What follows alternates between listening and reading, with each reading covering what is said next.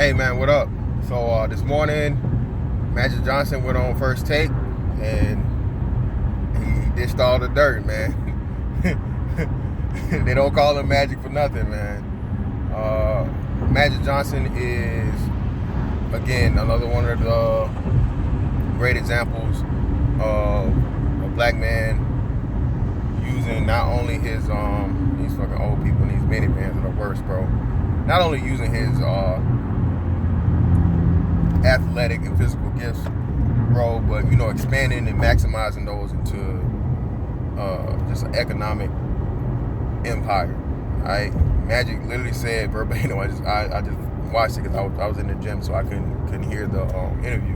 He said, "Hey man, I got too much money to make doing my own businesses, so I'm a multitask. And this part of this Lakers shit is like, hey, I do it when I'm here, but I got too much money on the line in my other businesses, so is this cool before I even take this job?" Jeannie Buss told him, yeah, it's cool to go because everything's cool. Go for it. And then he said Rob Pelinka started talking that shit. All right, what a lot of people don't understand about Magic Johnson, I admit myself I didn't understand because I'm not of the era. So I've seen nothing but ESPN classes with Magic, and I understand his greatness. But Magic was never portrayed as the killer that he is. And when that was fully revealed to me and clearly made to be understood, was a story about the Dream Team and the one-on-one him and Michael Jordan had, just hearing him talk. And Magic Johnson is like the smiley face killer, bro. Him and Steph Curry are so much similar. I realize how much more similar him and even though their games are totally different, but how they are in their personalities. Those are the guys that don't say much. They smile at you. They're so charismatic. Everybody loves them. They have any and every check in the block as far as like personality wise.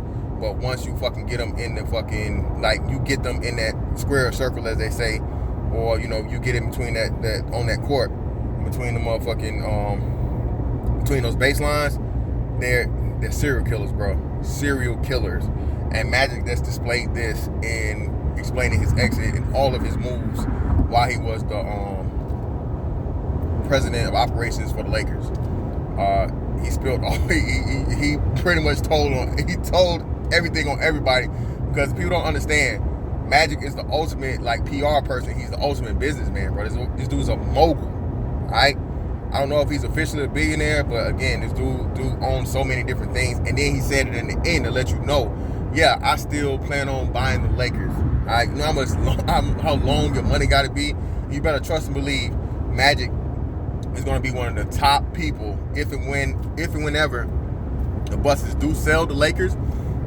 If they ever get out of it, he's going to be the first person up for fucking West. I guarantee you. The NBA wants that because they need more black owners.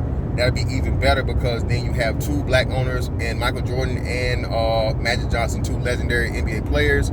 So again, that's to make room for LeBron to one day own the Cleveland Cavaliers.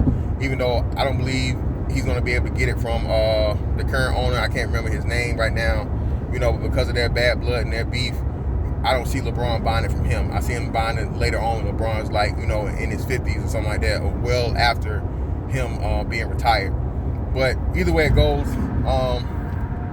yeah, man, Magic is that guy, and he's just like he is the ultimate strategist, and in general on the basketball court, he's even more so that on in this business stuff, bro. And he showed it this morning.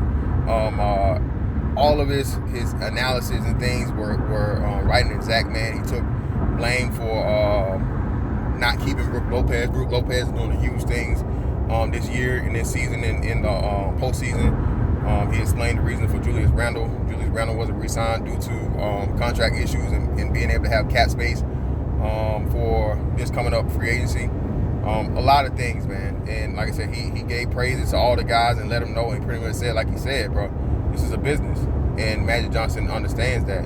And in order for you to get a player like Anthony Davis, you got to go all in. And that's what he willingly did. And he said pretty much Dale Demps, he ran his mouth. He wanted to keep everything private and so on and so forth, but for whatever reason, the then general manager for the Pelicans spilled the beans and made a whole debacle out of it.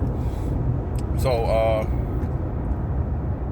Magic is just Magic is that guy, bro. Magic is the Magic is the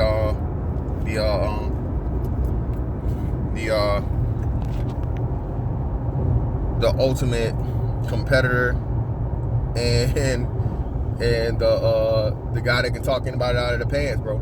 Pretty much. Magic Johnson has always been, I'll never forget. That's another reason why the Lakers are my favorite team.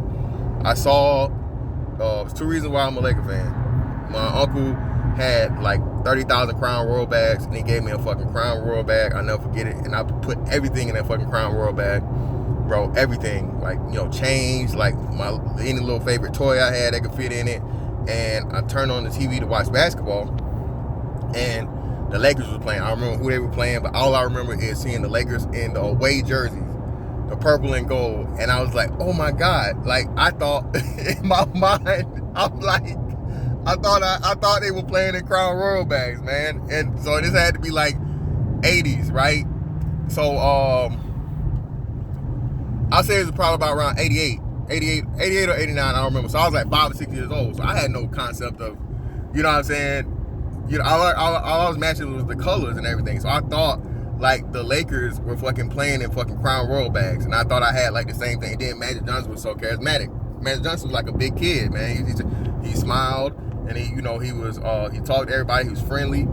He reminded me of my uncle, actually. My uncle kind of favors Magic Johnson. So, not the same uncle that gave me the Crown Royal bag, but another one. But either way, that's why I've been a Laker fan ever since then.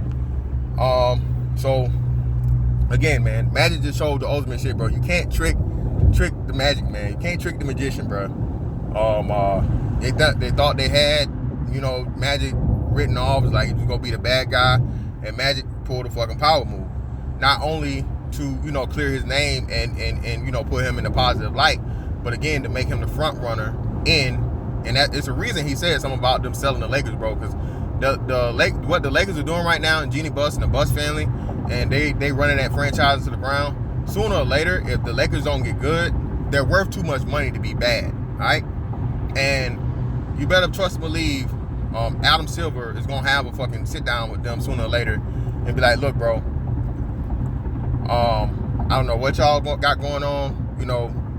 Your dad's been gone. Ever since your dad been gone, you guys have ran this shit into the ground. You guys are two of the top markets in the NBA. We need you to be good. You know what I'm saying? You had your low, you had your whatever, your time. You guys still haven't figured it out. You got LeBron James. We got you, LeBron James. Is still considered the best player on the planet, right? Still considered the best player on the planet.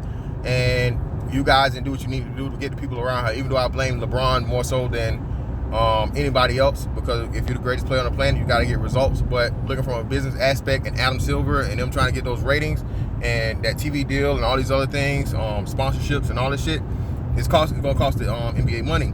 All right, so you don't have those big markets. You're going to have the bigger markets you have in the playoffs, the more views you're going to get. All right, especially if you have big name stars to go with that. If Kobe would have never got hurt, one of the biggest series would have been Golden State versus Lakers. I promise you. All right, that would have been an official passing of the torch. But because he got injured and he wasn't the same since then, that was that. Now it was supposed to be set up for it to be Lakers, Golden State. This everybody already talked about. This stuff these pundits, these analysts talk about, bro. That's what the league wants to happen. They don't just have these talking points to have them. They're giving you a preview of what the NBA will make the NBA the most money. That's why these again, these analysts are like propagandizing this and putting this in your mind for you to look forward to that. All right.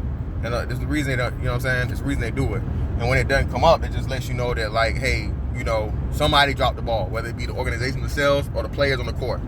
But either way it goes, yeah, man. Magic, bruh. If you hadn't seen the 30 for 30, and again, 30 for 30, bro, I hadn't seen a bad 30 for 30 yet. They always get it right. From the producers, from the scores, the people they interview, all those things, bro. They always get it right, bro. My favorite one is the Dream Team. And then the second one would be, I don't know, man, between Reggie, bro.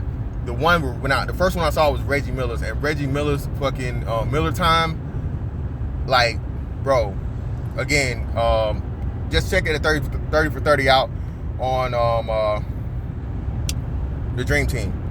Also, it wasn't a 30 for 30, but it was the thing they did. I forget if it's ESPN or TNT, when they had the talk between him and Isaiah Thomas. And that's another thing that let you know how much of a fucking killer Magic Johnson was, bro. Him and Isaiah were the best of friends, bro. They were like legit friends. And in that first series, that meeting, man, he destroyed and shit on that fucking friendship in the fucking name of fucking winning. And Isaiah Thomas couldn't handle it. Isaiah Thomas couldn't. He had to take that to learn. That's what you need to do. That's what champions do, bro. If and when you're in between those motherfucking those baselines, bro, and you on the other side, ain't no friend. If your grandma out there for for those 12-minute quarters, so for those 48 minutes, bro, she's the enemy, and you gonna fucking do any and everything you can do to motherfucking win, bro. That's the attitude you gotta have, and that's just, again, he completely and totally expressed that when he did in the Dream Team, and like you can understand the emotion him and Isaiah had in the special they did together. But yeah, man, Magic, bro, the dude is the epitome of all the texts in the blocks. All right, this guy, he's still like they had a meme going on back not too long ago with like him like hollering at Michael Jordan or whatever, and he was like, and you know, it's basically like, hey man, you ain't fucked that bitch. you ain't fucked that bitch, did you? Or whatever. Oh man. Oh bruh. This nigga got, man, you know, allegedly he doesn't have HIV anymore, you know, if he ever had it or whatever. But however it goes, man, Magic knows all the tricks to everything, man. You can't lock this guy in. He's gonna get out of it from you know, trying to make him look bad in the public to motherfucking HIV. So that's that on that one, man. I'll catch y'all on the next one.